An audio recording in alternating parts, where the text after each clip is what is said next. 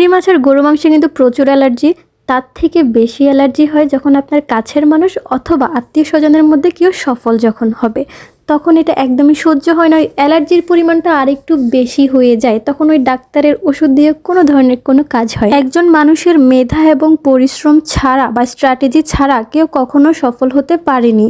আপনি যে কাজে সফল হয়েছেন, আমি যদি আপনার মতোই হতে চাই, আপনার পথটাই অনুসরণ করে, হয়তো আমি সফল হতে পারবো না। আমার হয়তো বা এই দিকে গুণ নাও থাকতে পারে। আমার যে গুণটা আছে আমি তাকেই কাজে লাগাবো, আমি সেই পথ অনুসরণ করেই সফল হব। আমাকে চেষ্টা করতে হবে, দেখে দেখে কখনো সফল হওয়া যায় না। আপনি যতক্ষণ একটা মানুষকে নিয়ে সমালোচনা করছেন, ওই সময়টাতে আপনি আপনার গুণটাকে নিয়ে অ্যানালাইসিস করেন, দেখবেন আপনিও কিছু না কিছু করতে পারছেন। সফল মানুষদের পিছনে লেগে কোনো লাভ হবে না। কেন জানেন? আপনি যদি তাদের কাজে নিরুৎসাহিত করেন, তাদের একটু লস হবে না, বরং লস হচ্ছে আপনার সময় নষ্ট হচ্ছে, আপনার ব্রেনটা নষ্ট হচ্ছে, তার কিন্তু কিছু হচ্ছে না। আপনি যতই নিরুৎসাহিত করেন কোনো লাভ হবে না, কারণ সে অনেক চড়াই উতরাই পার হয়েই কিন্তু সফল হয়েছে। যাই হোক, কথা বলতে বলতে আমার ডেকোরেশন চলে যাচ্ছে।